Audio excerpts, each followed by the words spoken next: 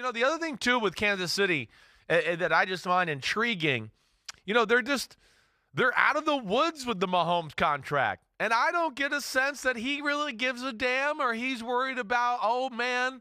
I mean, Patrick Mahomes is, I think, the 6th highest paid quarterback as we stand right now. I'm sure a few quarterbacks are going to pass him this offseason. He's going into the next year as far as the 2023 season. He's got a big cap number, but he's going to get $40 million in cash. I mean, his numbers the next few years, 40, 37, 41, 41, 59, which, okay, 59 in 2027, that's nothing. I mean, Aaron Rodgers making 60 this year. So you look at it and go, wow, what a contract, and they're going to continue to be able to build as they go on here, and I don't get the impression that he's going to, ask for more here anytime soon. It's unfortunate. It's the one gripe I would have with him. It hurts other quarterbacks. Yeah. There was a period of time where the market for the highest paid quarterbacks wasn't going up because Tom Brady's fault, right? Take every last penny that he could get. And look, it's all worked out well for Tom Brady elsewhere. But, to the extent that there is at some level, and I've heard this from others, justifying their own selfishness, which is fine. It's okay to be selfish. Look, everybody else is getting paid. The owners get 50 cents on the dollar. The players get the rest. It's up to the teams to figure out how to work the salary cap. Peyton Manning's attitude always was, it's my job to get paid as much as possible. It's your job to manage the salary cap. They have the ability with draft picks every year to get players at a low cap number and keep them around. And the Chiefs are doing a good job of it. I'm looking at the Mahomes contract now. He's got a roster bonus of $34.4 million with a base salary of 5.5, not 35.5, 5.5. That gets him right up to 40 for the year. And you look into this contract lasts until 2031. Right. And the whole idea was when he signed this deal, because it was a mistake. I was against it. It's the only thing he's ever done that I've criticized. And there's been talk that his agent just wanted to be able to say we got a $500 million contract. Oh, well, if you extend it enough years, yeah, it's going to be $500 million. But it's not about maximizing the guy's year in and year out revenue, that the Chiefs will take care of it at some point. Well, you're trusting them to do something they're not required to do. And if Patrick Mahomes isn't rattling any cages to get more money, why would they? No. Why would they? No, I know. Sorry, buddy, you signed the contract through 2031. There's an element, too, of ego and pride that comes into this. You signed the contract that ties your hands through 2031, that commits you to the team. And if you start asking for more, you are implicitly acknowledging you did a bad contract. So, and look, how much is enough? That's right. How much That's the conversation. But Chris, I know. Tell it to the people with the super yachts. I know. How much is enough? I hear you. To them. They grab every last penny they can. I'm getting triggered on this. The oligarchs grab every last mother effing penny they can, and we never say anything about it. I know. We just, titans of industry. Well done. Capitalism. Yes. Go rich people. But when a player, God forbid, when a player breathes a word about maybe getting more for being the one out there, putting his life on the line, literally, as we saw 6 weeks and 3 days ago with Damar Hamlin. Oh, he's a selfish bastard. Oh, how dare you want more money? You don't care about your team. You don't care about winning. Meanwhile, you got the owner of the team kicking back, sailing around the Mediterranean on the $300 million yacht, bought and paid for by the fact that all of this benefits them. This whole mindset of don't be selfish, player. Don't demand too much money, player. How dare you want that money? And that money just keeps pouring into the pockets of the people who need it far less. The last people on earth who need that money are the ones who are getting more of it. It's amazing to me. Sorry. Yeah, no, so I don't. It pisses me off. I hear you. We lump the millionaires and the billionaires into the same bucket. Folks, there is a fundamental difference between millionaires and billionaires. It is 3 zeros.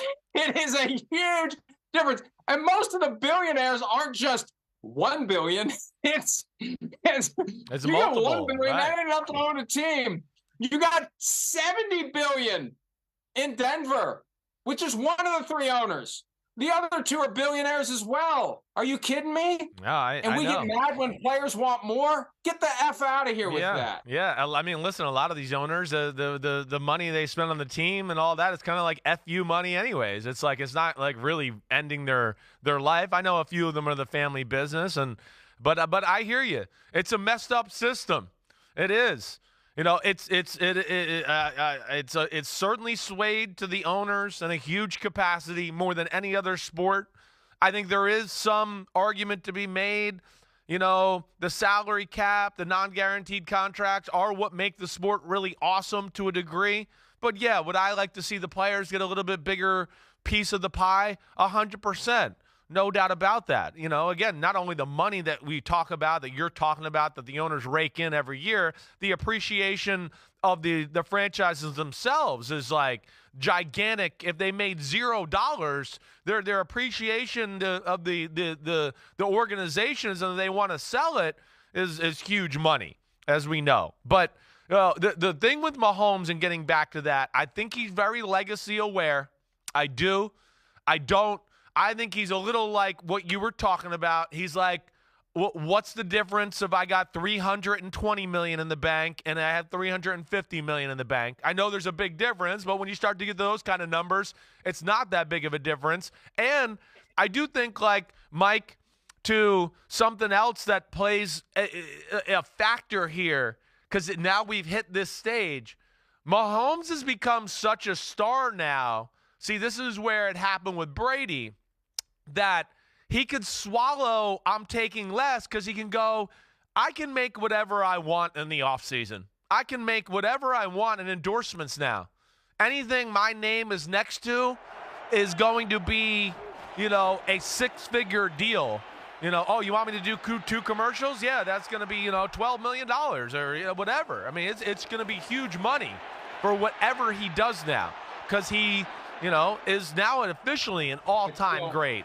Officially. I still think it's all bullshit. So, because every dollar he leaves behind, yeah, is going into ownership's pocket.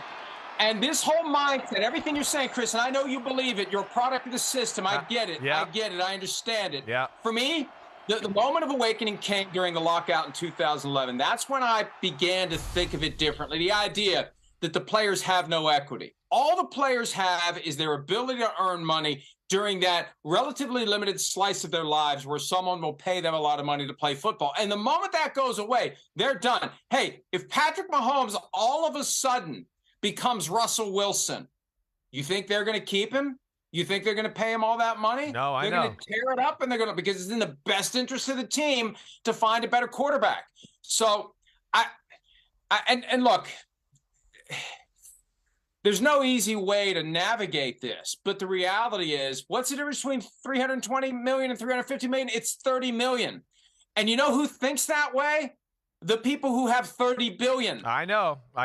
But when you're chasing 5 more rings or 5 more trophies, and if that's what you got to do to be, again, your end goal is to be the greatest of all time, I just know me, I'd go, screw it. I don't care. I want to be the greatest of all time.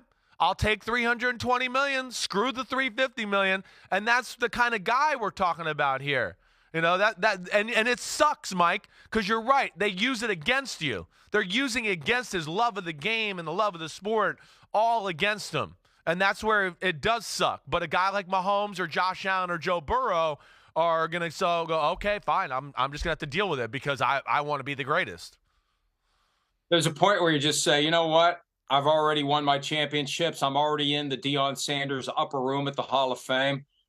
I'm getting mine. I'm getting mine, because the moment that I can't play anymore, they're not going to pay me anymore. And why is it incumbent on me? Like, oh, it should be enough that you can leverage your fame and make money elsewhere. This is a conversation. No, it's a good conversation. You know, it is. It's a good conversation. It's a tough needle to thread. It is. Because you're preying upon the desire of a player to win championships, to have those parades, to be regarded as the greatest of all time. You know how much money you get for being the greatest of all time? Nothing. There's no paycheck. Right. They don't have a special fund that pays cash to the greatest of all time. It's just recognition. And you know, well, there's a lot of endorsements that come with it. There is. We've seen that. I mean, that you can't argue that. And you can launch your own business. I mean, look, it's a platform that can become whatever you want it to be. But still, the money is flowing through like never before. Record billions, 17 billion on the way to the 25 billion that Roger Goodell has envisioned. The owners are getting half that plus 100% of the equity. And the players get manipulated by fans and media and their own ego. Like, you know, it's a different kind of selfish to want to be the greatest of all time. You want to set yourself above and beyond every other player. There's selfishness in that. Yeah. It's just directed differently. So the oligarchs have found a way to redirect the selfishness into something that allows them to keep more of their money. Don't you want to be the greatest of all time? Boy, I wish you were the greatest of all time, because you know what? If you are, it doesn't cost me a penny. So, yeah. All right.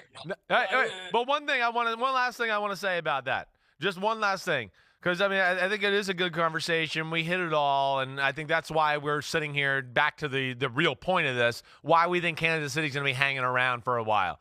Because Mahomes, I don't think, is going to be asking for anything, and he wants all those legacy things that you talked about. The other thing, too, is like the great quarterbacks in a lot of ways, Mahomes, Josh Allen, Burrow, whatever, even Brady, I think there's a part of them, too, that looks at it and goes, I don't really think I'm 5 times better than some of these players on my roster who are making $8 million or $9 million a year. Right? So there's a little bit of that. I know. Well, there's a little of the human element. And here's the biggest thing. The biggest thing to the market and to what you're talking about, and if Patrick Mahomes and Josh Allen and Burrow aren't going to strike for every last dollar they can, the one thing I want to see them do is when then the next CBA comes up, they need to be at front and center and fight for the rest of the league to get a bigger piece of the pie. That's, to me, where the last generation dropped the what do you say? Drop the ball. Exactly. The ball. Yes. That to me is where Peyton Manning, Brady, Drew Brees, Aaron Rodgers at the time, he was still very young. They should have been at the front of the line standing up against the owners in the last CBA. And I think they kind of took a back seat because they didn't want to be the bad guy. And I hope this group doesn't do that going forward. It's all part of the psychology. It's all part of the fact that the fans and the media are wired to side with the billionaires in a fight between owners and players. We root for the laundry. That's the old Jerry Seinfeld bit. We root for the laundry, and the laundry changes out regularly from player to player to player, but the team is always the same. We naturally are inclined to support the team, and in so doing, we support the owners. And in our view, collectively, millionaire and billionaire is the same thing, folks. It is not. And meanwhile, they're just sitting back and making more, and they're making more. And the players are getting adequate compensation, but is it fair for what they do? Is it fair for what they bring to the table? Should Patrick Mahomes not be making more than the commissioner? The commissioner, the last we heard was 60. That's a valid point. Should he not be making more than the guy who doesn't ever walk, than anyone who ever – owners are a different thing because they actually have the equity.